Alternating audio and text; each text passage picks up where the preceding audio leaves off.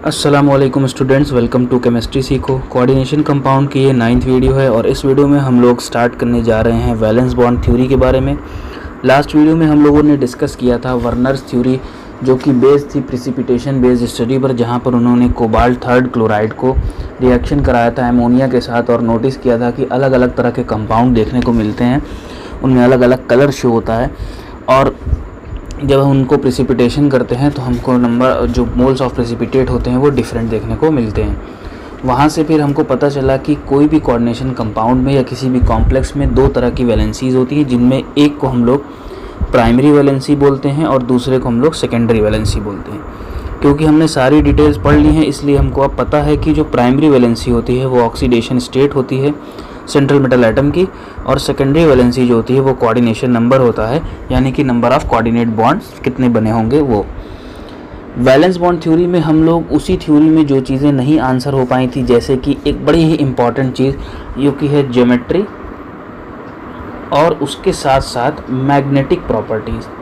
किसी भी कंपाउंड की, किसी भी कॉम्प्लेक्स कंपाउंड की जो मैग्नेटिक प्रॉपर्टीज़ थी वो वर्नर्स थ्योरी में एक्सप्लेन नहीं होती, इसको हम लोग स्टडी करेंगे। बेसिकली ये जो वैलेंस बॉन्ड थ्योरी है ना, ये हमको ये सजेस्ट कर देती है कि किसी भी कंपाउंड की ज्योमेट्री कैसी होगी और साथ ही साथ हमारा जो उसका मैग्नेटिक प्रॉपर्टी होगी वो कैसी होगी। तो वीडियो को आप एंड तक देखिएगा ताकि आपको सारी बातें समझ में आ सकें, साथ ही साथ आप नोट्स बनाते चलिएगा, जब आप रिवाइज़ करें तो आपको ईजी हो। तो चलिए स्टार्ट करते हैं वैलेंस बॉन्ड थ्योरी। देखिए, वैलेंस बॉन्ड थ्योरी जो है, सिंपली बोला जाए तो ये थ्योरी हमको होल एंड सोल ज्योमेट्री के बारे में और मैग्नेटिक प्रॉपर्टीज़ के बारे में बताती है। ये थ्योरी पुट फॉरवर्ड की थी पाउलिंग नाम के एक साइंटिस्ट हैं ईयर 1931 में। 1931 में पाउलिंग ने वैलेंस बॉन्ड थ्योरी दिया था, ठीक है। उसके बाद उसमें कई सारे चेंजेस और अपग्रेड होते रहे हैं तब तक। तो पहले हम क्या करते हैं, इस थ्योरी के कुछ पोस्टुलेट्स देख लेते हैं जो कि हमको पढ़ने हैं, जो कि हमारा बहुत इम्पॉर्टेंट है, ठीक है। पोस्टुलेट्स में देखिए, क्योंकि एक थ्योरी है तो काफ़ी कई सारे पोस्टुलेट्स होंगे, तो हम वन बाय वन करके एक एक पोस्टुलेट को देखते हैं। सबसे पहला जो इस थ्योरी का पोस्टुलेट है वो ये है कि जितने भी लिगेंड्स लगे होंगे वो जो होंगे number of vacant orbital central metal atom के बराबर होते हैं। क्या कहा मैंने, ध्यान से समझिएगा कि नंबर ऑफ लिगेंड्स जो लगे हुए होते हैं, ठीक है, नंबर ऑफ लिगेंड्स, या ऐसे समझ लीजिए कि जो कोऑर्डिनेशन नंबर होता है, ठीक, नंबर ऑफ लिगेंड्स अगर मोनोडेंटेट है तो बराबर होगा, और वरना कोऑर्डिनेशन नंबर जो होता है वो इक्वल होता है, equal to number of vacant orbitals of central metal atom. Central metal atom में जो वैकेंट डी ऑर्बिटल्स होते हैं उनमें जो है कोऑर्डिनेशन नंबर होता है उसके बराबर होता है, ठीक है। यानी कि अगर किसी का कोऑर्डिनेशन नंबर 6 है तो मतलब सेंट्रल मेटल एटम के पास 6 वैकेंट ऑर्बिटल्स थे, ठीक है। इसी तरह दूसरा जो इसका पोस्टुलेट वो ये है कि all vacant orbitals of central metal atom are mixed together to form hybridized orbital।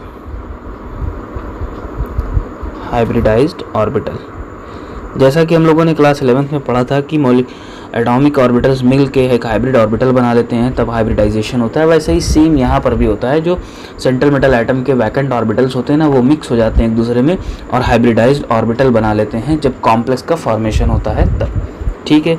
तीसरी इंपॉर्टेंट बात यह है कि सेंट्रल मेटल एटम जो है, जितना ज़रूरी नंबर ऑफ इलेक्ट्रॉन होते हैं उतने को वो लूज़ करता है ताकि वो आयन का फॉर्मेशन कर ले।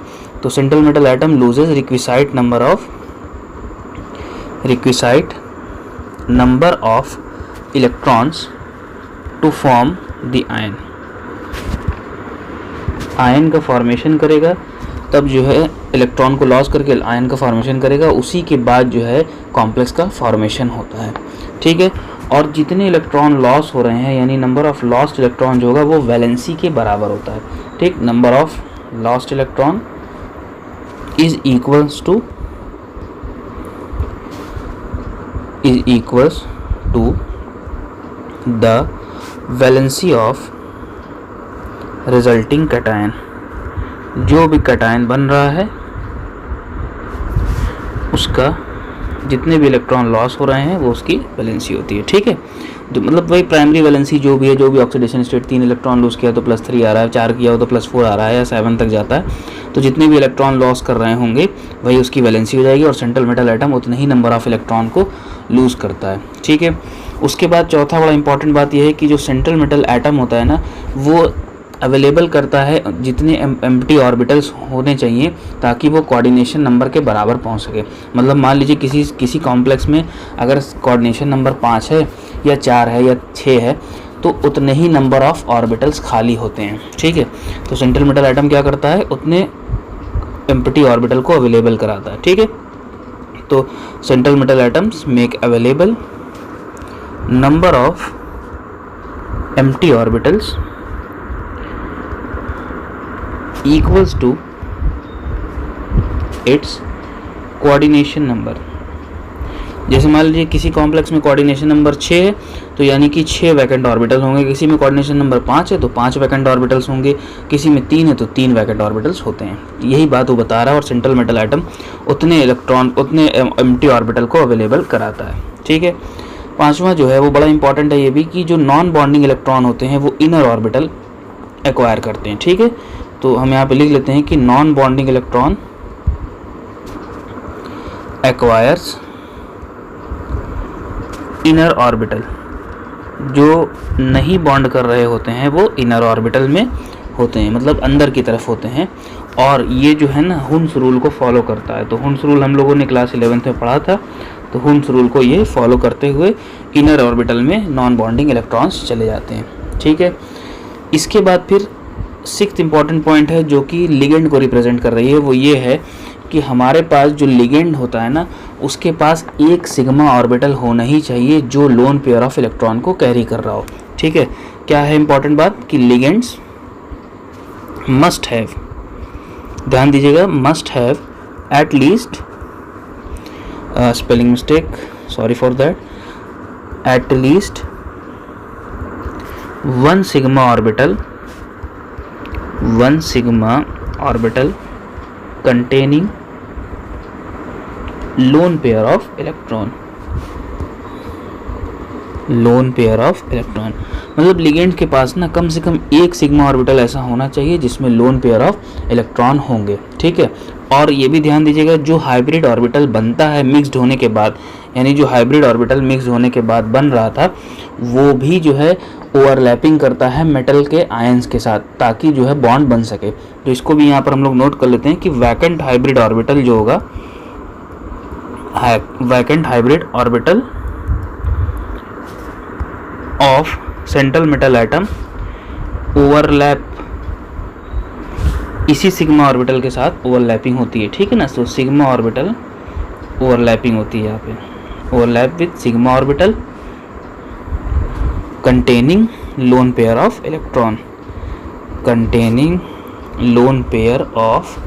electron, ठीक है, और कौन सा बॉन्ड बनता है, लिगेंड जो है अपने लोन पेयर को इसके साथ डोनेट करता है मेटल के साथ, और यहाँ जो बॉन्ड का फॉर्मेशन होता है उसको हम लोग बोलते हैं bond formed is called coordinate bond. तो यहाँ पर ये डिफाइन हो रहा है कोऑर्डिनेट बॉन्ड क्या होता है। ठीक है, यानी हुआ क्या कि लिगेंड के पास एक सिग्मा ऑर्बिटल कम से कम होना चाहिए जिसमें लोन पेयर ऑफ इलेक्ट्रॉन हो, और vacant hybrid orbital central metal atom का उसी सिग्मा ऑर्बिटल के साथ ओवरलैपिंग करता है जिसमें लोन पेयर ऑफ इलेक्ट्रॉन होते हैं, और बॉन्ड बनता है जिसको हम लोग बोलते हैं कोऑर्डिनेट बॉन्ड। और कोऑर्डिनेट बॉन्ड को हम लोग एरो से रिप्रेजेंट करते हैं। ठीक है, इसके बाद हमारे पास आ जाता है, क्योंकि ये थ्योरी थोड़ी सी लंबी है इसलिए ये वीडियो भी लंबी होगी, इसलिए आखिरी तक बने रहिएगा ताकि सब आप समझ सकें कि क्या क्या होना है। ठीक है, जब हम इसके एग्जांपल्स लेंगे ना तब आपको समझ में आएगा कि ये थ्योरी अप्लाई कैसे होती है, तो वही मेन होता है। तो एप्लीकेशन कैसे होगा, तो लास्ट तक इसको देखिएगा, तब आपको समझ में आ जाएगा कि कैसे हम इस थ्योरी को किसी भी कॉम्प्लेक्स के ऊपर अप्लाई करते हैं। ठीक है, तो अब क्या बताया था हमने शुरू में कि यहाँ से हम लोग ज्योमेट्री और मैग्नेटिक प्रॉपर्टीज़ को बता सकते हैं। तो हम यहाँ पे ये भी कह सकते हैं it is possible to predict magnetic properties it is possible to predict magnetic properties of complex। If geometry is known, if geometry is known, अगर हमको ज्योमेट्री पता है तो हम मैग्नेटिक प्रॉपर्टीज़ निकाल सकते हैं। और अगर हमको ये पता चल जाए कि ज्योमेट्री क्या है तो इजीली हम उसकी मैग्नेटिक प्रॉपर्टीज़ यानी कि डायमैग्नेटिक होगा या पैरामैग्नेटिक होगा, इसको हम लोग बता सकते हैं। ये एक दूसरे से रिलेटेड है, ठीक है। और हम लोगों ने ऑलरेडी पढ़ रखा है मैग्नेटिक प्रॉपर्टीज़ के टर्म्स में कि अगर हमारे पास पेयर्ड इलेक्ट्रॉन्स होते हैं, सारे इलेक्ट्रॉन जो भी कंपाउंड में प्रेजेंट हैं सब के सब पेयर्ड हैं, ऑल आर पेयर्ड, तो हम उनको बोलते हैं डायमैग्नेटिक कंपाउंड्स। और अगर हमारे पास अनपेयर्ड इलेक्ट्रॉन आ जाते हैं किसी भी ऑर्बिटल में तो उनको हम लोग बोलते हैं पैरामैग्नेटिक कंपाउंड्स, ठीक है। इसके बारे में हम लोग अभी थ्योरी में आगे डिस्कस करेंगे। तो अगर सारे के सारे जितने भी इलेक्ट्रॉन प्रेजेंट हैं पूरे कॉम्प्लेक्स में अगर सब पेयर्ड हो जाएं तो कहा जाएगा डायमैग्नेटिक, और अगर कोई एक भी अनपेयर्ड रह जाता है तो हम बोलेंगे उसको पैरामैग्नेटिक नेचर का होता है या पैरामैग्नेटिक होता है, ठीक है। हम यहीं से जो है इसका मैग्नेटिक नेचर कैलकुलेट भी कर सकते हैं, क्योंकि हमारे पास एक फार्मूला है बोहर मैग्नेट्रॉन वाला फार्मूला, जिससे हम मैग्नेटिक मोमेंट कैलकुलेट कर सकते हैं, जो कि होता है new is equals to √n+2, जहाँ पर n जो है क्या है, नंबर ऑफ पेयर्ड इलेक्ट्रॉन्स है, ठीक है, sorry number of unpaired electrons है, नंबर ऑफ अनपेयर्ड इलेक्ट्रॉन। तो इस फार्मूले से हम मैग्नेटिक नेचर को भी कैलकुलेट कर सकते हैं। अच्छा, एक चीज़ ध्यान रखिएगा, न्यू जो होता है वो ज़ीरो हो जाता है, यानी न्यू का मतलब होता है मैग्नेटिक मोमेंट, ठीक है। और मैग्नेटिक मोमेंट का मतलब होता है कितना किसी चीज़ में मैग्नेटिक नेचर होगा उसका कैलकुलेशन। तो मैग्नेटिक मोमेंट डायमैग्नेटिक सब्सटेंस के लिए ज़ीरो होता है, क्योंकि उनमें सारे के सारे क्या होंगे, पेयर्ड इलेक्ट्रॉन्स होंगे। जब पेयर्ड इलेक्ट्रॉन्स होंगे तो n की वैल्यू ज़ीरो हो जाएगी, तो ये पूरा टर्म ज़ीरो हो जाता है। इसलिए हमारे पास ये जो फॉर्मूला हमने लिखा है मैग्नेटिक मोमेंट कैलकुलेट करने का, ये सिर्फ और सिर्फ अप्लाई होगा किसके ऊपर, पैरामैग्नेटिक सब्सटेंस पर, क्योंकि डायमैग्नेटिक में इसकी सिंपल वैल्यू ज़ीरो हो जाती है, ठीक है। तो मैग्नेटिक मोमेंट ज़ीरो होता है डायमैग्नेटिक सब्सटेंस पे, ठीक है। इसके बाद जो है हमारा वैलेंस बॉन्ड थ्योरी कहती है कि जो लिगेंड होते हैं वो लोन पेयर इलेक्ट्रॉन देते हैं vacant hybridised orbital central metal atom को, ठीक।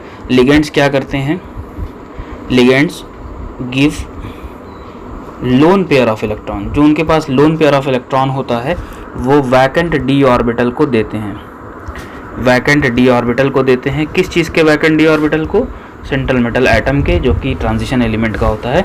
तो क्या बनता है यहाँ पे, टू फॉर्म कोऑर्डिनेट बॉन्ड। इसकी ये पॉस्टुलेट हम लोग ऊपर भी डिस्कस कर चुके हैं, ठीक है।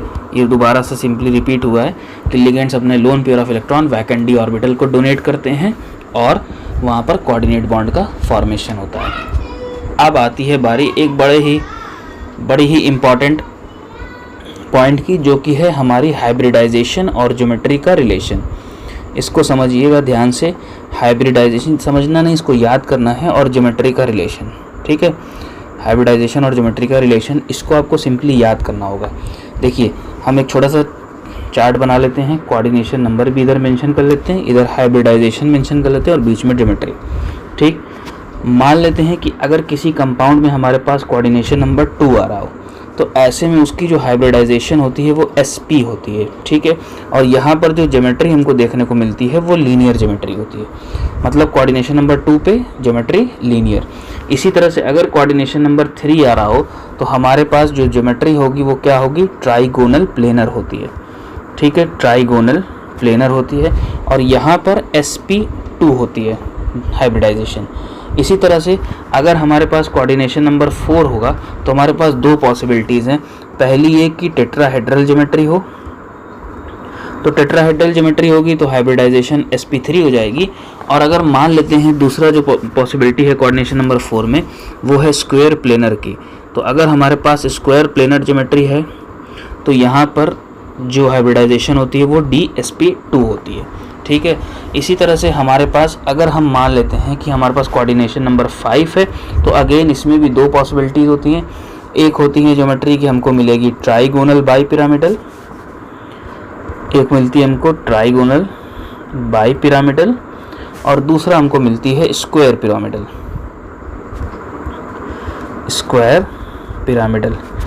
तो दोनों पॉसिबिलिटी है। अब दोनों में जो है हाइब्रिडाइजेशन हमको dsp3 ही देखने को मिलती है, बस यहाँ ऑर्बिटल जो इन्वॉल्व होते हैं वो अलग अलग होते हैं। ठीक है, अभी मैं बताऊंगा कि किस हाइब्रिडाइजेशन में कौन सा ऑर्बिटल इन्वॉल्व होता है। इसको हमको ज़्यादा ध्यान से समझना होगा, क्योंकि कभी कभी इससे भी माइनर से क्वेश्चंस बन सकते हैं कि कौन सा ऑर्बिटल किस हाइब्रिडाइजेशन में इन्वॉल्व हो रहा है। ठीक है, इसी तरह से अगर मान लीजिए कोऑर्डिनेशन नंबर 6 है, तो हमारे पास जो पॉसिबिलिटी है वो ऑक्टाहेड्रल की है, मगर यहाँ पर ऑक्टाहेड्रल में दो हाइब्रिडाइजेशन देखने को मिलती है। एक अगर इनर डी ऑर्बिटल्स इन्वॉल्व हो रहे हो और एक अगर बाहर के इन्वॉल्व हो रहे हैं। तो sp3d2 और d2sp3 दोनों में कंडीशन जो होगी ऑक्टाहेड्रल होगी, कोऑर्डिनेशन नंबर 6 होगा। ठीक है, आगे चल के हम बताएंगे कि कैसे हमको पता चलेगा कि कौन सा sp3d2 है, कौन सा d2sp3 है। तो हमको हाइब्रिडाइजेशन निकालना सीखना पड़ेगा। तो उसके कुछ एग्जांपल्स जब हम लोग कर लेंगे तो हमको आराम से पता चल जाएगा कि कहाँ पर हाइब्रिडाइजेशन कौन सी हो रही है, किस कोऑर्डिनेशन नंबर पे, और कौन सा हमको हाइब्रिडाइजेशन देखना है। तो हमने देखा कि कोऑर्डिनेशन नंबर अगर मान लीजिए 2 होता है तो sp3 है तो sp2, इसी तरह से सारे हाइब्रिडाइजेशन और कोऑर्डिनेशन नंबर एक दूसरे से रिलेटेड हैं। अब ज़रा एक बड़ी इंपॉर्टेंट बात ध्यान से समझ लीजिए कि कौन सा ऑर्बिटल इन्वॉल्व हो रहा है। ठीक है, जैसे अगर हम इस p की बात करें तो यहाँ पर हमको ना या तो px इन्वॉल्व होता है, या py इन्वॉल्व होता है, या pz इन्वॉल्व होता है। ठीक है, अगर हम इस sp2 की बात करते हैं तो यहाँ पर ना हमको दो सिनेरियो मिलता है, तीन सिनेरियोज मिलते हैं। क्या क्या, या तो px py इन्वॉल्व होंगे, ठीक है, या py pz इन्वॉल्व होते हैं, या pz px इन्वॉल्व होते हैं हाइब्रिडाइजेशन में। इसी तरह sp3 में अगर हम बात करें तो एक हमारा px ऑर्बिटल होगा, एक हमारा py ऑर्बिटल होगा, और एक हमारा pz होगा। यहाँ पर px py या pz में से कोई एक होता है, यहाँ पर तीनों होते हैं sp3 में। इसी तरह dsp2 में हमारे पास ये जो d ऑर्बिटल है ये कौन सा है, ये dx² माइनस y², यानी जो एक्सियल ऑर्बिटल होता है d का वो इस यहाँ इन्वॉल्व हो रहा है। इसी तरह यहाँ पर भी हमारे पास dsp3 है तो dsp3 में dz² इन्वॉल्व होता है। यहाँ पर dsp3 दूसरा वाला है तो इस वाले में हमारे पास स्क्वायर पिरामिडल के केस में हमारे पास dx² माइनस y² इन्वॉल्व होगा। ठीक है, ऑक्टाहेड्रल में दोनों में d2sp3 d2sp3 है तो दोनों में सेम ऑर्बिटल्स इन्वॉल्व होते हैं, dx² y माइनस y² और एक dz², और ये वाले में भी dx² माइनस y² और dz² इन्वॉल्व होता है। तो ये ऑर्बिटल्स इन्वॉल्व होते हैं जब हाइब्रिडाइजेशन हो रही होती है। हमको क्या याद रखना है, हमको याद रखना है कि किस कोऑर्डिनेशन नंबर पर कौन सी ज्योमेट्री है और कौन सा हाइब्रिडाइजेशन है। इससे हमारा काम बन जाएगा, इससे हम लोग जो है वैलेंस बॉन्ड थ्योरी को कंपाउंड के ऊपर अप्लाई कर सकते हैं। ठीक है, इसी तरह एक चीज़ ध्यान से समझिएगा यहाँ पर कि कुछ कंपाउंड में D पहले लिखा है और कुछ में बाद में। जैसे देखिए dsp2 है, dsp3 है, dsp3 है, d2sp3। तो जहाँ पर पहले लिखा होता है ना वो इनर d ऑर्बिटल्स इन्वॉल्व हो रहे होते हैं, तो उनको इनर कॉम्प्लेक्स भी बोलते हैं या इनर ऑर्बिटल कॉम्प्लेक्स भी बोलते हैं, जो कि आगे हमको और क्लियर होगा जब हम लोग मॉलिक्यूलर ऑर्बिटल थ्योरी पढ़ेंगे तब। ठीक है, लेकिन मैं यहाँ पे एक चीज़ आपको बता दूं, क्योंकि ये पार्ट यहाँ पर वैलेंस बॉन्ड थ्योरी में इन्वॉल्व है, वो ये है कि जो इनर ऑर्बिटल के कॉम्प्लेक्स होते हैं ना वो स्टेबल होते हैं, आर मोर स्टेबल। ठीक है, inner orbital complex are more stable than outer orbital complex. जो आउटर ऑर्बिटल कॉम्प्लेक्स हैं उनसे जो है इनर ऑर्बिटल कॉम्प्लेक्स ज़्यादा स्टेबल होते हैं। ठीक है, ये इसके बारे में आप लोग ज़रा ध्यान से रखिएगा। ठीक, अच्छा, अब कहाँ पर कौन सा ऑर्बिटल बन रहा है, इनर ऑर्बिटल और आउटर ऑर्बिटल, इसको पता लगाने के लिए हम लोग को ना क्या करना पड़ेगा, हम लोग को थ्योरी को अप्लाई करना पड़ेगा कुछ कंपाउंड्स में, तभी हम पता लगा सकते हैं। एक दो पॉस्टुलेट्स और रह गए हैं, उसको हम लोग थोड़ा सा देख लेते हैं। जैसे कि जो d ऑर्बिटल पार्टिसिपेट कर रहे होते हैं ना हाइब्रिडाइजेशन में, वो या तो इनर होते हैं या ऑर्बिटल होते हैं। तो या तो इनर होते हैं या आउटर होते हैं। तो जैसे अगर मान लीजिए n-1 d2 आ रहा है sp3, ठीक है, तो ये इनर हो जाएंगे, और सिर्फ nsp3 d2 होगा तो ये हो जाते हैं हमारे outer orbital complex. Inner orbital में ये वाले वो होती हैं हाइब्रिडाइजेशन, और आउटर में ये वाले होती है। देखिए n-1 ना, जैसे कि सिर्फ एक प्रिंसिपल क्वांटम नंबर को माइनस करके, जैसे मतलब 3d हो तो जैसे 4d तो 3d हो जाएगा, यहाँ पर 4d रहेगा, यहाँ 3d हो जाएगा, इस तरह से -1 करके हम लोग करते हैं। अच्छा, जिसमें हम लोग जो इनर ऑर्बिटल कॉम्प्लेक्स होता है उसको हम लोग ना लो स्पिन कॉम्प्लेक्स भी बोलते हैं, उसको हम लोग लो स्पिन कॉम्प्लेक्स भी बोलते हैं, और जो आउटर ऑर्बिटल होता है उसको हम लोग हाई स्पिन कॉम्प्लेक्स भी बोलते हैं। ये सिर्फ उसका नाम होता है। ठीक, तो ये कुछ पॉस्टुलेट्स है जिसको हमने स्टडी किया, हमने समझा।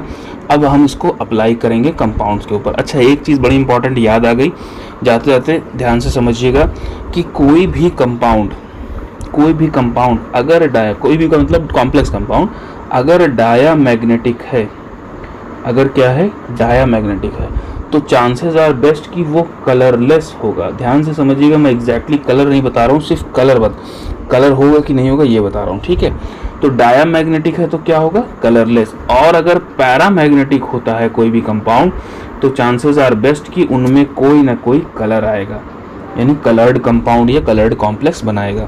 डायामैग्नेटिक कलरलेस कंपाउंड्स बनाता है, कॉम्प्लेक्स बनाता है, और पैरामैग्नेटिक होगा तो कलर्ड कॉम्प्लेक्स होगा। इसको ध्यान रखिएगा, ये एक जैसी जनरलाइजेशन नोट है, ठीक है। अब चलिए हम लोग वैलेंस बॉन्ड थ्योरी को अप्लाई करते हैं किसी भी कंपाउंड पर। जैसे हम एक एग्जांपल ले रहे हैं छोटा सा, जहाँ पर निकिल है, यहाँ पर साइनाइडो जो है हमारा लिगेंड है, और इसके ऊपर +2 चार्ज है। एक कैटायोनिक कॉम्प्लेक्स है, सिंपल सा एक कैटायोनिक कॉम्प्लेक्स है।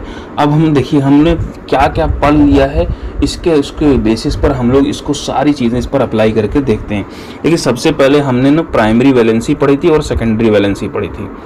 प्राइमरी वैलेंसी पढ़ी थी जो कि होती है हमारी ऑक्सीडेशन स्टेट, उसके बाद हमने पढ़ी थी सेकेंडरी वैलेंसी। तो हम सबसे पहले स्टार्ट ही करते हैं प्राइमरी वैलेंसी से। हम लोग स्टार्ट करते हैं किससे, प्राइमरी वैलेंसी से स्टार्ट करते हैं। प्राइमरी वैलेंसी में हम ऑक्सीडेशन स्टेट कैलकुलेट कैसे करेंगे, इसको हम प्लस नहीं बल्कि सिर्फ x मान लेते हैं, और Cn पर चार्ज होता है -1, नेट चार्ज जो है +2। तो हम क्या लिख सकते हैं, x + 4 × -1 क्योंकि 4 साइनाइडो लगा हुआ है, इक्वल्स टू +2 क्योंकि नेट चार्ज +2 है। यहाँ से ये हो जाएगा -4, इधर +2, तो -4 इधर जाके हमारे पास क्या मिल जाएगा, अब ज़रा ध्यान से देखिए, ये हो जाएगा -4 = +2, तो ये हो जाएगा हमारे पास x = +6।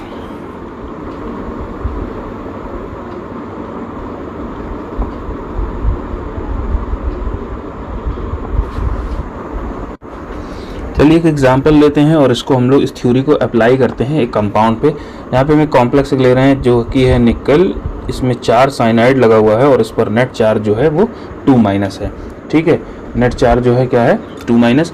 अब हम इसको हम लोग सॉल्व करने की कोशिश करते हैं। देखिए हम वैलेंस बॉन्ड थ्योरी अप्लाई करेंगे इसके ऊपर, क्योंकि वैलेंस बॉन्ड थ्योरी में हमको हाइब्रिडाइजेशन ही अप्लाई करना है, हाइब्रिडाइजेशन वाला कॉन्सेप्ट, और साथ में ज्योमेट्री देखनी है और कोऑर्डिनेशन नंबर देखना है, ठीक है। लेकिन हमने कई सारी चीज़ें ऑलरेडी पढ़ रखी हैं, तो हम कोशिश करते हैं कि सारी चीज़ों को अप्लाई कर लेते हैं, ठीक है। सिंपल सा, जैसे कि सबसे पहली बात हमको पता है प्राइमरी वैलेंसी क्या होती है, ठीक है, क्योंकि हमने वर्नर थ्योरी पढ़ रखी है और तमाम चीज़ें पढ़ी हुई हैं, तो हमको प्राइमरी वैलेंसी के बारे में मालूम है, ऑक्सीडेशन स्टेट होता है। यहाँ पर हम इसको कैलकुलेट कर लेते हैं। इस कंपाउंड में अगर हम इसको x मान लें, साइनाइड के ऊपर -1 चार्ज होता है, तो अगर हम x + 4 × -1 = -2 करते हैं, तो यहाँ पर x की वैल्यू आ जाती है हमारे पास +2, यानी कि इसका ऑक्सीडेशन स्टेट क्या है, +2 है, ठीक है। दूसरी क्या हमने पढ़ रखी है, दूसरा हमने पढ़ा था सेकेंडरी वैलेंसी। सेकेंडरी वैलेंसी के बारे में भी आप लोग जानते हैं। सेकेंडरी वैलेंसी होती है कोऑर्डिनेशन नंबर। कोऑर्डिनेशन नंबर का मतलब number of coordinate bonds form. तो यहाँ पर अगर आप ज़रा ध्यान से देखिए तो हमारे पास जो लिगेंड है वो ये Cn- है, और ये कैसा है, ये मोनोडेंटेट लिगेंड है। कैसा लिगेंड है, मोनोडेंटेट, मतलब एक बॉन्ड बना सकता है। तो यहाँ पर अगर हम कोऑर्डिनेशन नंबर निकालें तो मोनोडेंटेट है और 4 लगा हुआ है, तो 4 × 1 = 4 हो जाएगा, यानी यहाँ कोऑर्डिनेशन नंबर क्या हो रहा है, 4।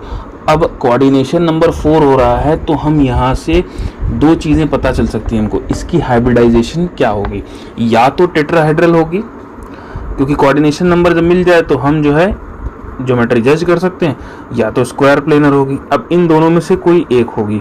ये कंफर्म कैसे होगा, ये कंफर्म करने के लिए हम लोग हाइब्रिडाइजेशन निकालते हैं, ठीक है। हाइब्रिडाइजेशन निकालेंगे तो हमारे पास सेंट्रल मेटल एटम जो है वो यहाँ पर क्या है। अब चलिए हम तीसरा पॉइंट निकालते हैं, इसका हाइब्रिडाइजेशन। हाइब्रिडाइजेशन जब निकल जाएगा तो हमको पता चल जाएगा कि कौन सा ज्योमेट्री होगी, ठीक है। सेंट्रल मेटल एटम है हमारे पास निकिल, तो अगर हम निकिल की ग्राउंड स्टेट में इलेक्ट्रॉनिक कन्फिगुरेशन लिखें तो हमको क्या मिलेगी, आर्गन इसका कोर हो जाएगा और मिलती है 4s2 3d8, या 3d8 4s2 भी आप लिख सकते हैं। 28 इसका एटॉमिक नंबर होता है इसलिए, ठीक है। इस पर +2 चार्ज है, यानी इसका ऑक्सीडेशन स्टेट +2 है। दैट मीन्स कि ये 2 इलेक्ट्रॉन को लॉस किया है। दैट मीन्स क्या हुआ कि ये अगर Ni2+ के फॉर्म में जा रहा है तो इसका कोर तो कोई चेंज नहीं होगा, 3d8 और 4s 0 हो जाएगा। यानी कि हमारे पास जो इलेक्ट्रॉन्स इन्वॉल्व हो रहे हैं वो कौन से हो रहे हैं, 3D वाले हो रहे हैं। तो आइए इनके लिए हम ऑर्बिटल्स बनाते हैं। तो 3D 8 है, D के 5 ऑर्बिटल्स होते हैं, 1 2 3 और 5। ये हो गए हमारे पास 3D के ऑर्बिटल। आगे 4s का ऑर्बिटल होगा जो कि खाली है। तो हमारे पास कितने इलेक्ट्रॉन्स हो गए, 1 2 3 4 5 6 7 और 8। ये हमने जो फिलिंग की है ये होन रूल को फॉलो किया है, ठीक है। अब ज़रा ध्यान से समझिए, हमारे पास जो लिगेंड है वो कैसा लिगेंड है, वो है Cn-, ठीक है, वो है Cn-। इसमें डोनर साइड नाइट्रोजन होती है। अगर आइसोसाइनाइड होता तो हमारे पास यहाँ पे फिलहाल कार्बन है, वैसे नाइट्रोजन, दोनों डोनर साइड होती है, एम्बिडेंटेट लाइगेंड्स है ये, ठीक है। अब ज़रा ध्यान से समझिए कि हमारे पास 4 Cn- हैं, लेकिन यहाँ वैकेंट ऑर्बिटल तो हमको एक ही दिख रहा है। दैट मीन्स कि हमको आगे भी शिफ्ट करना पड़ेगा। तो 4s के बाद जो आता है वो आता है हमारा 4p ऑर्बिटल, ठीक है, 3D 4s 4p। यहाँ तक बातें क्लियर हुई। अब ध्यान ये देना है कि ये जो Cn- है, ये जो Cn- है, ये एक स्ट्रॉन्ग फील्ड लिगेंड है, या हम कह सकते हैं कि ये एक स्ट्रॉन्ग लिगेंड है। अब ये हमको कैसे पता चला, देखिए स्ट्रॉन्ग लिगेंड और वीक लिगेंड बेसिकली डिफाइन होता है मॉलिक्यूलर ऑर्बिटल थ्योरी में या लिगेंड फील्ड थ्योरी वगैरह में, ठीक है, या क्रिस्टल फील्ड थ्योरी में डिफाइन होता है कि स्ट्रॉन्ग लिगेंड क्या होता है और वीक लिगेंड क्या होता है। आप सिंपल याद रखिए, किसी भी लिगेंड में अगर डोनर साइड कार्बन हो या नाइट्रोजन हो, डोनर साइड जो हो वो कार्बन हो या नाइट्रोजन हो, तो वो स्ट्रॉन्ग लिगेंड होगा। इसको नोट कर लीजिएगा। क्या बात कही मैंने, फिर से समझिए कि अगर किसी भी लिगेंड का डोनर साइड कार्बन होता है या नाइट्रोजन होता है तो वो एक स्ट्रॉन्ग लिगेंड की तरह बिहेव करता है। अब स्ट्रॉन्ग लिगेंड करता क्या है, स्ट्रॉन्ग लिगेंड ना इन इलेक्ट्रॉन्स को पुश करता है। ये जो इलेक्ट्रॉन्स यहाँ पर हमको दिखाई दे रहे हैं, इनको ये पुश करेगा। जब ये पुश करेगा तो क्या होगा, पेयरिंग स्टार्ट हो जाती है। जब ये इलेक्ट्रॉन को क्या करता है, पुश करता है, तो पेयरिंग स्टार्ट हो जाती है। हमारे पास 3 ऑलरेडी पेयर्ड थे, चौथा वाला भी पेयर्ड हो जाता है। अब हमारे पास जो है कुछ ऐसे वैकेंट ऑर्बिटल्स खाली हो जाते हैं, वैकेंट ऑर्बिटल बन जाते हैं, ठीक है। अब एक साइनाइड अपना लोन पेयर इस वाले में देगा, एक साइनाइड अपना लोन पेयर इसमें देगा, एक इसमें देगा और एक इसमें देगा। क्या हुआ यहाँ पे, एक Cn- अपना लोन पेयर ऑफ इलेक्ट्रॉन इसमें, एक Cn- इसमें, एक Cn- इसमें और एक Cn- इसके अंदर अपना लोन पेयर ऑफ इलेक्ट्रॉन दे रहा है। तो अब यहाँ हमको क्या दिख गया, यहाँ पे हमको दिख गया कि सर यहाँ पे DsP2 हो रही है। और अगर DsP2 हो रही है तो हमारे पास जो उसकी ज्योमेट्री आ जाएगी वो क्या आ जाएगी, स्क्वायर प्लेनर आ जाएगी। हाइब्रिडाइजेशन हमको मिली DsP2, और जब हाइब्रिडाइजेशन DsP2 होती है तो हमने पोस्टुलेट में पढ़ा था कि अगर हमारे पास हाइब्रिडाइजेशन DsP2 होती है तो कंपाउंड स्क्वायर प्लेनर होता है। तो ये कैसा कंपाउंड हो गया, ये कंपाउंड हो गया हमारे पास स्क्वायर प्लेनर।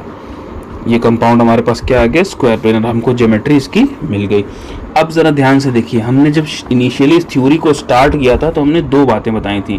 क्या बताया था, हमने बताया था कि हम इसका ज्योमेट्री बता सकते हैं और इसका मैग्नेटिक मोमेंट या मैग्नेटिक नेचर बता सकते हैं। देखिए हमने ज्योमेट्री निकाल ली, अब यहाँ से हम जो है इसका मैग्नेटिक मोमेंट कैलकुलेट कर सकते हैं। मैग्नेटिक मोमेंट कैलकुलेट करने के लिए हमारे पास जो फॉर्मूला है वो यही है कि न्यू बराबर n+2, जहाँ पर n जो होगा वो नंबर ऑफ पेयर्ड इलेक्ट्रॉन्स होगा, सॉरी अनपेयर्ड इलेक्ट्रॉन्स होगा। तो यहाँ पर देखिए ज़रा ध्यान से, पेयर्ड है, ये भी पेयर्ड है, ये भी पेयर्ड है, ये भी पेयर्ड है, सारे के सारे जो इलेक्ट्रॉन्स यहाँ पर प्रेजेंट हैं वो सब के सब क्या हैं, पेयर्ड है। जब पेयर्ड है तो n की वैल्यू क्या हो गई, 0 हो गई। दैट मीन्स कि म्यू क्या हो गया, 0। जब म्यू 0 होता है तो ये कैसा सब्सटेंस है, ये डायामैग्नेटिक सब्सटेंस है। ये कैसा सब्सटेंस हो गया, डायामैग्नेटिक सब्सटेंस हो गया। अब जब ये डायामैग्नेटिक सब्सटेंस है तो हमने एक जनरलाइजेशन बताया था कि अगर कोई भी कंपाउंड डायामैग्नेटिक है तो वो कैसा होता है, वो कलरलेस होता है। आमतौर से क्या होता है, कलरलेस। तो ये निकल वाला, ये वाला कंपाउंड कैसा होगा, कलरलेस होगा। देखिए लगभग हमने इसमें सभी डिटेल्स जो पहले पढ़ी हुई हैं वो बता दी। अब आप चाहें ना तो इस आयन पे हम इसका नोमेनक्लेचर भी लिख सकते हैं। हमारे पास 4 साइनाइड हैं, ठीक है, तो हम इसमें क्या लिख सकते हैं, टेट्रा सायानिडो, ठीक है। अब ये एक एनायोनिक कॉम्प्लेक्स है। एनायोनिक कॉम्प्लेक्स होने का मतलब कि यहाँ पर जो काउंटर आयन होंगे वो पहले होंगे, तो कोई काउंटर आयन प्रेजेंट है नहीं, तो हम यहाँ पर सिंपली क्या लिख सकते हैं, निकलेट लगा देते हैं। क्यों निकलेट लगा है? क्योंकि जो भी काउंटर आयन आएगा वो पहले आएगा, और पहले आता है तो मेटल के नाम के साथ 8 लग जाता है। हमको इसका ऑक्सीडेशन स्टेट +2 पता है, आगे हम ब्रैकेट में सेकंड लिख सकते हैं, आगे हम लिख देते हैं कि ये एक आयन है। ठीक है, तो इसका नाम भी आप लिख सकते हैं कि ये टेट्रा साइनाइडो निकलेट सेकंड आयन है। तो इस तरह से हम लोग वैलेंस बॉन्ड थ्योरी को अप्लाई कर सकते हैं। देखिए वैलेंस बॉन्ड थ्योरी में ये जो हमारा थर्ड पॉइंट है और ये जो हमारा फोर्थ पॉइंट है, यही मेन होता है, हाइब्रिडाइजेशन और मैग्नेटिक मोमेंट, मतलब उसका मैग्नेटिक नेचर। मगर हमको और भी डिटेल जो हमने ऑलरेडी पढ़ रखी हैं उसको भी हम यहाँ पर अप्लाई कर सकते हैं। इसमें आप चाहें तो और भी चीज़ें जैसे इफेक्टिव एटॉमिक नंबर वगैरह भी कैलकुलेट कर सकते हैं, तो आप वो करना चाहें तो कर लें, कोई दिक्कत नहीं। आपको इफेक्टिव एटॉमिक नंबर कैलकुलेट करने के लिए बताया गया था कि इफेक्टिव एटॉमिक नंबर कैलकुलेट करने का फॉर्मूला होता है, हम एटॉमिक नंबर को माइनस करते हैं उसकी ऑक्सीडेशन स्टेट से और प्लस करते हैं 2 मल्टीप्लाई करके कोऑर्डिनेशन नंबर में। तो यहाँ पर हमारा इसका एटॉमिक नंबर निकल का 28 है, इसकी ऑक्सीडेशन स्टेट हमको 2 निकली है, 2 मल्टीप्लाई करेंगे कोऑर्डिनेशन नंबर 4 है। तो यहाँ पर हमारे पास क्या आ जाएगा, 4 2 = 8, तो 28 - 2 + 8। अब इसको आप सॉल्व करिए तो हमारे ख्याल में 8 8 16 जोड़ देंगे तो 36, 36 में से 2 गए 34 के अराउंड समथिंग आएगा कुछ। ठीक है, तो 34 इसका इफेक्टिव एटॉमिक नंबर आएगा। समझ में आई बात? तो इस तरह से जो भी हमने कॉन्सेप्ट ऑलरेडी पढ़ रखा है उसको हमने सब पे अप्लाई कर दिया। ठीक है, चलिए एक और एग्जांपल करते हैं, उसके बाद हम इसको एंड करेंगे क्योंकि ये काफ़ी लंबी वीडियो हो गई है। तो आपके पास ऑप्शन है, आप चाहें तो कोई भी कंपाउंड जो आपको लग रहा हो कि हम उस पर वैलेंस बॉन्ड थ्योरी अप्लाई करें तो आप हमको कमेंट सेक्शन में बता दीजिएगा, तो हम वहाँ से जो है उसको सॉल्व करके बता देंगे कि कैसे कैसे इसमें होगा। चलिए हम एग्जांपल लेते हैं, सेकंड एग्जांपल, जहाँ पर हम ले रहे हैं निकल का एक कंपाउंड और इस बार हम कार्बोनिल लगा रहे हैं। ये एक न्यूट्रल कॉम्प्लेक्स है। ठीक है, 1 बाय 1 सबसे पहले हम प्राइमरी वैलेंसी निकालते हैं। प्राइमरी वैलेंसी कैसे निकलेगी? प्राइमरी वैलेंसी निकालने का तरीका पता है, चार्ज x इसको मान लेते हैं, कार्बोनिल पर 0 चार्ज होता है, तो यहाँ पर निकल के ऊपर कैसा चार्ज हो जाएगा, यहाँ पर प्राइमरी वैलेंसी x जो आ जाएगा वो 0 आ जाएगा। सेकेंडरी वैलेंसी की बात करें यानी कोऑर्डिनेशन नंबर, तो सेकेंडरी वैलेंसी जो है उसको कैलकुलेट करना पड़ेगा कोऑर्डिनेशन नंबर को। तो कोऑर्डिनेशन नंबर जो है कैलकुलेट करने का तरीका, coordination number equals density multiplied by number of ligand. तो कार्बोनिल है तो डेंसिटी क्या होगी 1, क्योंकि वो मोनोडेंटेट लिगेंड होता है, 4 है इसलिए यहाँ कोऑर्डिनेशन नंबर आ जाएगा 4। अब 4 आया तो अगेन हमारे पास 2 पॉसिबिलिटी, या तो टेट्राहेड्रल या तो स्क्वायर प्लेनर। ठीक है, टेट्राहेड्रल होगा तो हाइब्रिडाइजेशन हमारा sp3 होगा, और अगर स्क्वायर प्लेनर होता है तो dsp2 हो जाएगा। चलिए इसका हम हाइब्रिडाइजेशन करते हैं। तो हाइब्रिडाइजेशन करेंगे तो यहाँ पर जो हमारा सेंट्रल मेटल एटम है वो निकिल है, 28 एटॉमिक नंबर लेके बैठा है, तो इसके पास अगर हम इसका कोर निकालें, अगर हम कोर निकालें तो हमारे पास आ जाता है कोर इसका आर्गन। अभी हमने कर रखा है तो 3d8 और 4s2 होगा, क्योंकि इस पर 0 चार्ज है तो एक्साइटेड स्टेट में भी यही सेम रहेगा। तो हम इसकी सीधे निकाल देते हैं, ऑर्बिटल डायग्राम जैसा बना लेते हैं, 1 2 3 4। ये हो गया हमारा 3d8 और इसके आगे होगा 4s2। ठीक है, तो हमने गलत फिलिंग की, 1 2 3 4 5 6 7 और 8 और 4s2, यहाँ पर 2 इलेक्ट्रॉन्स होंगे। ठीक है, अब हमारे पास कार्बोनिल कितने प्रेजेंट हैं? 4 प्रेजेंट है। देखिए यहाँ पर जो डोनर साइड होती है वो कार्बन होती है। जब डोनर साइड कार्बन है तो ये भी क्या हो जाएगा, एक स्ट्रॉन्ग लिगेंड हो जाएगा। कार्बोनिल कैसा हो जाएगा? स्ट्रॉन्ग लिगेंड हो जाएगा, क्योंकि यहाँ पर डोनर साइड कार्बन है। अब स्ट्रॉन्ग लिगेंड क्या करता है, जब भी आएगा तो क्या करेगा, पेयरिंग करेगा। तो यहाँ से मान लीजिए लिगेंड अप्रोच कर रहा है तो पेयरिंग जो है पीछे की तरफ होने लगेगी। तो 3d8 वाला कुछ सिस्टम ऐसे हो जाएगा कि यहाँ पर हमारे ये हो जाएंगे, और जो 4s2 में इलेक्ट्रॉन था ना वो भी पीछे आ जाएगा। किस में आ जाएगा? वो आ जाएगा हमारा इस वाले में। तो आगे का खाली हो जाएगा 4s और उसके आगे होता है 4p।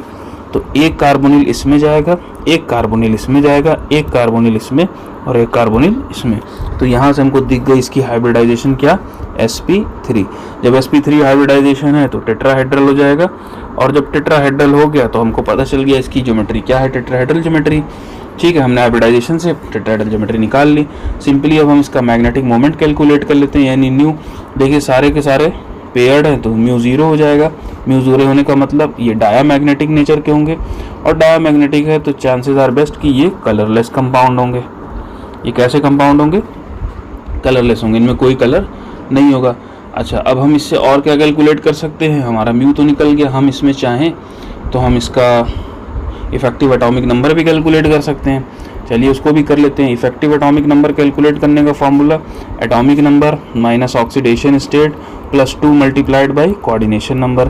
तो Z की वैल्यू यहाँ 28 रहेगी, निकल का एटॉमिक नंबर 28 होता है, ऑक्सीडेशन स्टेट इसकी 0 है, 2 मल्टीप्लाइड बाई कोऑर्डिनेशन नंबर 4 था, तो ये हो जाएगा 28 और ये हो जाएगा 8, दैट मीन्स आ जाएगा 36 इसका इफेक्टिव एटॉमिक नंबर। तो ये हो गई इस कंपाउंड की पूरी बातें। तो इस कंपाउंड में प्राइमरी वैलेंसी, सेकेंडरी वैलेंसी, उसका हाइब्रिडाइजेशन और उसका geometry, magnetic nature, effective atomic number, जो डिटेल्स हमने पढ़ रखी थी हमने सारी की सारी डिटेल्स इस थ्योरी को अप्लाई करके कैलकुलेट कर ली।